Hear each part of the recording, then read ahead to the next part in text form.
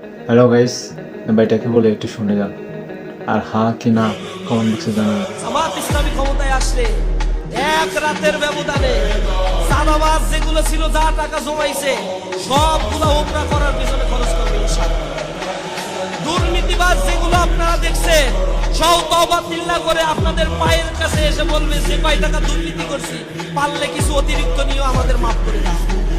কারণ তারা জানে যেদিন জামাত ইসলামী ক্ষমতায় আসবে ওই দিন রাত থেকে চাঁদাবাজ, সন্ত্রাস, দুর্নীতি, টেন্ডারবাজ, হত্যাকারী, দর্শকের কোন স্থান এই বাংলার মাটিতে হবে না। নারীরা নিরাপদে বাংলাদেশের প্রত্যন্ত অঞ্চলগুলোতে হেঁটে বেড়াবে।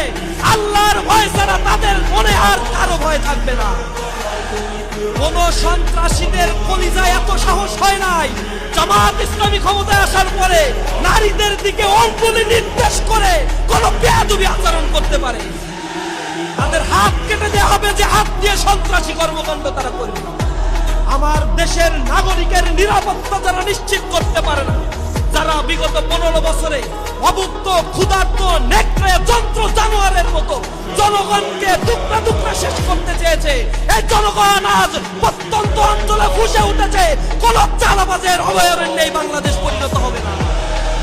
দাঁড়িপাল্লা ইনসাফের প্রতি যে দুর্নীতি এই বাংলাদেশে হয়, শেখ হাসিনা কিছু উন্নয়ন করছে, জনগণকে ভিখারিতে পরিণত করেছে। 6 কোটি মানুষ এখন দারিদ্র সীমার নিচে বসবাস করে, তাদের দৈনিক চাহিদা তারা পূরণ করতে পারে। এদেশে যা বাজেট হয়, আওয়ামী ফ্যাসিবাদের আমলে এই সরকার যোগ বিয়োগ করে $234 বিলিয়ন বের করেছে, যেটা এদেশ থেকে শুধু আওয়ামী লীগ পাচার করেছে। শুধু পাচার করছে $235-34 বিলিয়ন US। এই টাকাটা যদি দেশে থাকতো তাহলে বাংলাদেশের 7 বছরের ডেভেলপমেন্ট বাজেট করা সম্ভব ছিল।